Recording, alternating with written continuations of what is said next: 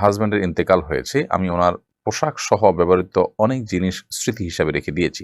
এদিকে আমার গুনাহ হচ্ছে বা এর কারণে কবরে আযাব হচ্ছে। আমার চর্মরোগ আছে, বারবার ওযু করলে আমার চামড়ায় সমস্যা হয়। আমার জন্য কি তায়াম্মুম করে সালাত আদায়ের সুযোগ আছে? ইয়েতিম নাবালেগ সন্তানের উপর কি যাকাত ফরজ হবে?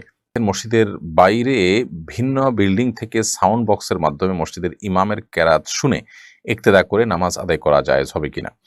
ছেলে কি মা-বাবার জন্য উমরা এবং হজ করতে পারে?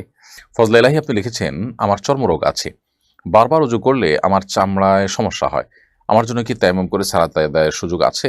ভাই ফজলে ইলাহি, আপনার চর্মরোগটা কোন পর্যায়ের এবং আপনার চামড়ার সমস্যাটা কোন পর্যায়ের হয়, সেটির উপর নির্ভর করবে প্রশ্নের উত্তর। যদি এটি সাধারণ সমস্যা হয় তাহলে সেক্ষেত্রে এটা থেকে আ উম আপনার এই সমস্যা থেকে বের হয়ে আসার জন্য আপনি তায়াম্মুম করতে পারবেন না।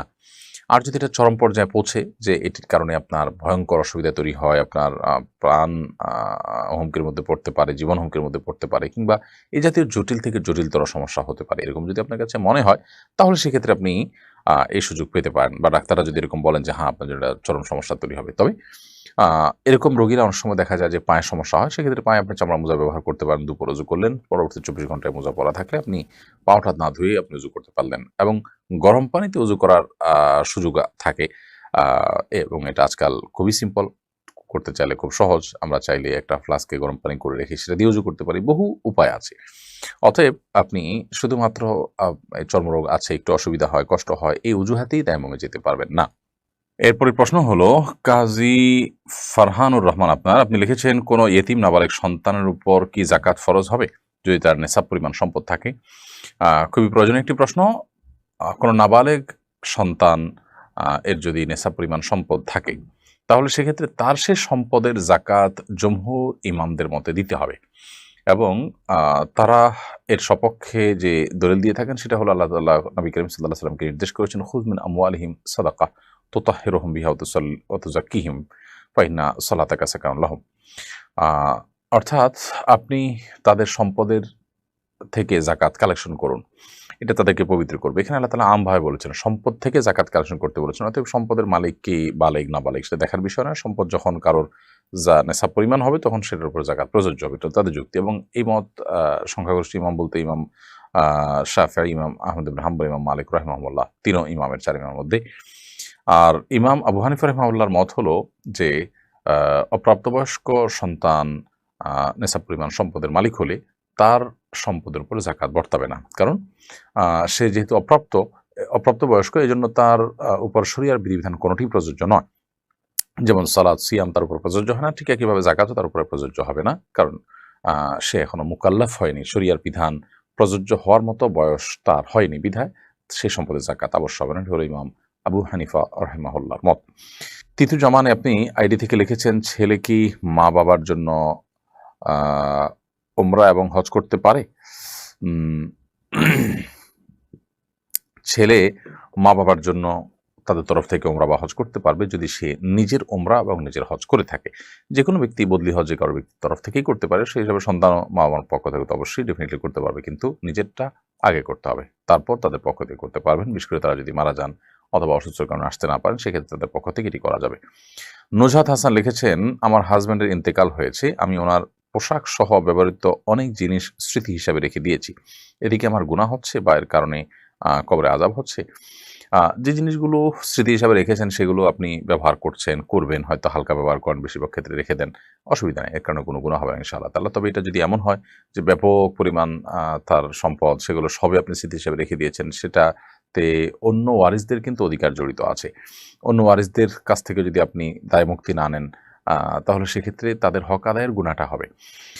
ব্যাপারটা এরকম, আপনি পোশাক-আশাকও যদি রাখেন তাহলে সেক্ষেত্রে সেই পোশাকটাও অল্প-স্বল্প পোশাক, এটা আপনার ভাগে আছে বা আপনি এটা পেয়েছেন, অথবা এটার অন্য কোনো দাবিদার নাই, সেই হিসাবে আপনি রেখে দিয়েছেন, বা হালকা পাতলা ব্যবহার করেন, ঠিক আছে, এতটুকু হতে পারে। কিন্তু ব্যাপকভাবে যদি আপনি রেখে দেন, অন্য ওয়ারিসরা না জানে অথবা তাদের পারমিশন না নেন, তাহলে সেক্ষেত্রে তাদের হক এখানে আছে। মানুষ মারা যাওয়ার পর তার প্রতিটা জামা কাপড় সবকিছুতেই সব ওয়ারিসদের কিন্তু হক চলে আসে, এটা একটা ব্যাপার। আরেকটা বিষয় হলো যে অনেক কাপড়-চোপড় যেটা অন্য মানুষও উপকৃত হতে পারে, গরিব মানুষও পড়তে পারে বা যেকোনো মানুষ পড়তে পারে, সেটা না পড়ে আপনি সবগুলোকে রেখে দিলেন স্মৃতি হিসাবে, সেটা অবশ্যই অপচয়ের পর্যায়ে যাবে। তানভীর আল কাদির আপনি এআইডি থেকে লিখেছেন, মসজিদের বাইরে ভিন্ন বিল্ডিং থেকে সাউন্ড বক্সের মাধ্যমে মসজিদের ইমামের কেরাত শুনে ইক্তেদা করে নামাজ আদায় করা জায়েজ হবে কিনা। মসজিদের বাইরে সাউন্ড বক্স যেটা আছে সেটার আওয়াজ শুনে আপনি অন্য ভবন থেকে অনুসরণ করলেন, নামাজ আদায় হবে না। কারণ হলো নামাজে আদায় হওয়ার জন্য যে ইত্তেসাল শর্ত, অর্থাৎ কাতারের মধ্যে যে আপনার কাতারের মধ্যে যে সংযোগ থাকা শর্ত, সেটি কিন্তু এখানে লঙ্ঘন হচ্ছে, অর্থাৎ সংযুক্ত থাকছে না। তো সেজন্য এভাবে নামাজ পড়লে ইক্তেদা সহি হবে না। এরকম যদি করাই যায় তাহলে তো সেক্ষেত্রে মানুষ বাসা বাড়ি থেকে মসজিদের আশপাশে মাইক দিয়ে সবাই যার যার মতো করে শরীক হতে পারে, আর মসজিদে আসার প্রয়োজন হতো না। প্রিয় দর্শক, দেখতে দেখতে অনুষ্ঠানটি আমাদের নির্ধারিত সময়ের অর্ধেকের বেশি সময় পেরিয়ে গেছে এবং সময় হয়েছে একটি বিরতিতে যাওয়ার। আশা করছি আমাদের সঙ্গেই থাকবেন। বিরতির পর আবার আমরা ফিরে আসবো আপনাদের প্রশ্নের উত্তর নিয়ে ইনশাআল্লাহ তাআলা। শিক্ষা নিয়ে আসুন্নাহ ফাউন্ডেশন মসজিদ কমপ্লেক্স ও ইসলামিক সেন্টার একটি। এরপরে ইউসরা মাইশা জ্যোতি এআইডি থেকে আপনি লিখেছেন, আমি একজন মেডিকেল স্টুডেন্ট, আমাকে বাধ্য হয়ে বিপরীত লিঙ্গের মানুষের শরীর স্পর্শ করতে হয়। এখন পরীক্ষা পাশের জন্য হলেও এটা করতে হয়। এখন এভাবে পর্দা লঙ্ঘনে মানসিকভাবে কষ্ট পাচ্ছি, আমার আসলে করণীয় কি?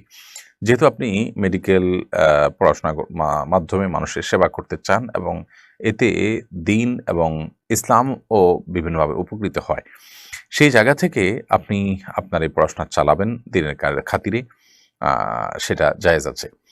তবে আপনার যে সমস্যাগুলোর কথা বলেছেন সেগুলোর ক্ষেত্রে আপনি যতটুকু সম্ভব সেগুলোকে অ্যাভয়েড করার চেষ্টা করবেন। যেটা অ্যাভয়েড করা সম্ভব হবে না সেখানে আপনি স্পর্শ করতে হলেও ধরুন গ্লাভস দিলেন বা এমন কোনোভাবে স্পর্শ করলেন, যতটুকু সম্ভব ফিতনা থেকে বাঁচার জন্য আপ্রাণ চেষ্টা করবেন। এরপর আল্লাহ তাআলার কাছে ইস্তেগফার এবং ক্ষমা প্রার্থনা সেটি অব্যাহত রাখবেন। এরপর শাহনাজ পারভিন আপনি ইউটিউব চ্যানেলে লিখেছেন, আমি আমার ছেলেকে বলেছিলাম তুমি যদি এই সপ্তাহের মধ্যে কোরআন মাজিদ খতম না করো তাহলে আমি তোমাকে আল্লাহর কসম একটি টাকাও দিব না। সামনে 1 তারিখ হতে মাদ্রাসা টাকা দিতে হয়েছে, এরপরে সে খতম করেছে, এখন আমার করণীয় কি?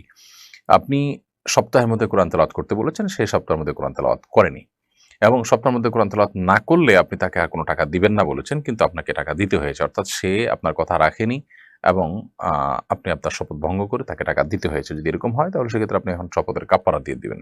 কাফারা হলো আপনি 10 জন মিসকিনকে খাদ্য দিবেন, অথবা পোশাক দিবেন, কিংবা আপনি 3টা রোজা রেখে দিবেন। তাতে ইনশাআল্লাহ শপথের কাফারা হয়ে যাবে।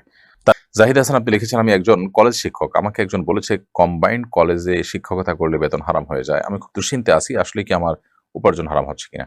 ছেলে মেয়ে যখন আপনার উভয় একসাথে পড়াশোনা করে, স্বশিক্ষা থাকে এবং সেখানে পর্দার কোনো বালাই থাকে না বা পর্দা মেনটেন করার কোনো সুযোগ যদি না থাকে, সেখানে তো চাকরি করা আসলেই শরিয়া দৃষ্টিকোণ থেকে জায়েজ হয় না।